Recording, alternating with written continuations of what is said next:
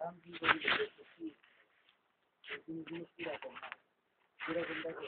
জীবনেরই পুরাতন দিনগুলোর কথা কিন্তু খুব হ্যাঁ এই সব জিনিসই অতিথায় যদি পরে শুনবে না স্বপ্নের মধ্যে নেবে না এখন কিন্তু এত একটা আধুনিক একটা যুগে আসি প্লাস মনে করো বাংলাদেশের ভিতরে একটা আধুনিক একটা জায়গায় তারপরে মনে হয় আগের দিনগুলোই ভালো আছে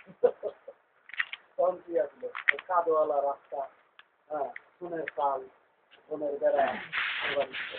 তাও মনে হয় যে ওই দিকে কিছু সত্তর হয়েছে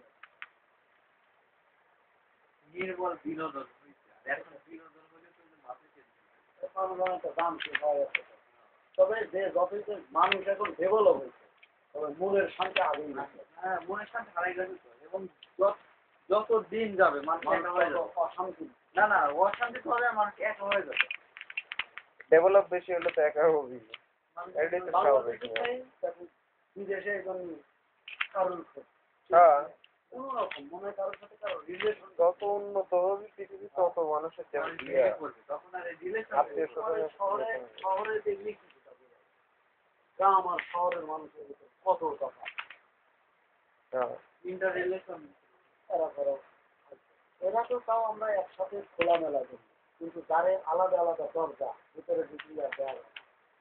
যাদের 2-4 বছর আছে কথাই হয় কথায় মানে কে থাকে বোঝায় জানে জানে না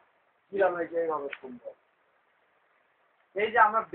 ব্যাচেলার যদি থাকছি তখন তো মানে নিয়মিত বের হতে বিড়ি কিনা লাগবে শ্যাম্পু বের হচ্ছি কিন্তু মনে করুন যদি এই পাশে একটা ফ্যামিলি আছে ওই পাশে ফ্যামিলি আছে যদি স্বভাব হয় যে এরা এক কেন্দ্রিক তাহলে আগামী 5 বছর থাকবে মনে করেন যে কে ওই পাশে সদস্য কয়জন কে কে থাকে বা কে আসে কে যায় এই বিদেশে তো ট্যাক্সও মনে করে